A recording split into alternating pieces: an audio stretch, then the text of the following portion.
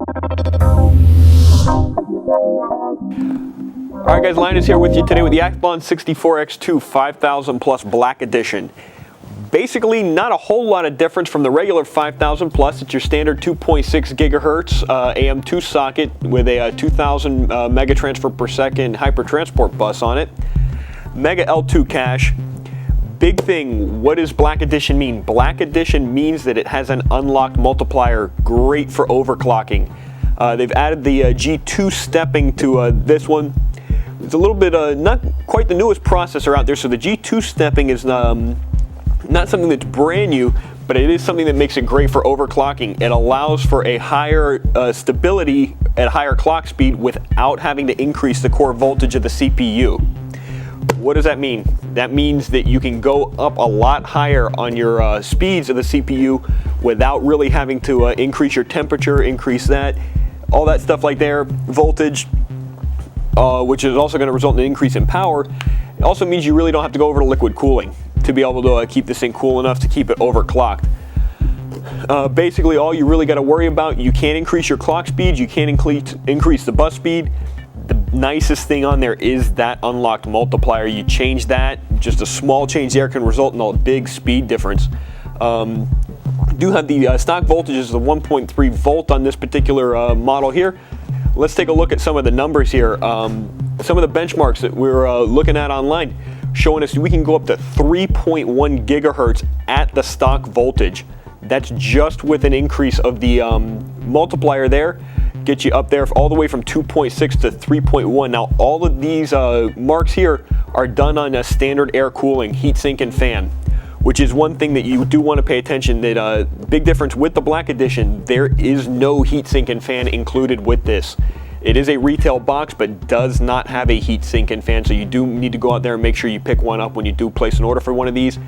Back into the numbers, we're able to go all the way up to 3.4 gigahertz going by increasing the voltage up to 1.5 volts. That system wasn't entirely stable. It had some crashes when they went into a lot of the stability testing there when they went to stress it out. Highest that it was able to go up to stable was about 3.3 gigahertz at 1.45 volts, which is still a very good increase in performance. You're going almost up 1 whole gigahertz just on air cooling alone without having to go to a big fancy expensive liquid cooling system. Look at some of the actual benchmarks themselves. Just looking at PC Mark, which is a pretty simple way to test. It's a synthetic benchmark. 100% stock settings on this CPU. It got a 5,229 PC Mark score on there just by going up to the 3.1, which was again stock voltage, no increase there, just the multiplier change on there. Went all the way up to 6219, an increase of 990 PC marks there.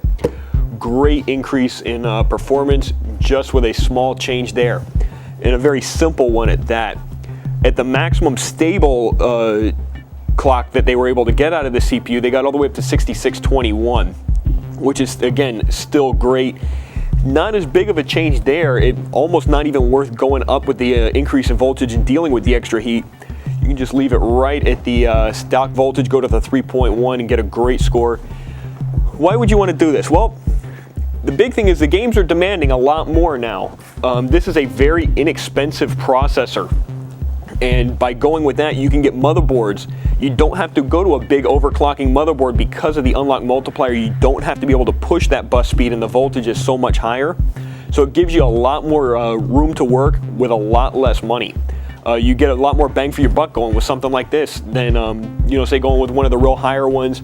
That while the processor may be a little bit cheaper, because it doesn't have the overclock ability, you have to spend more money on your motherboard, you have to spend more money on your power supply to be able to push everything up high enough to get the same performance you're getting out of this here. So by going to something like this, saves you a lot of money, great for your games, great for your media encoding there.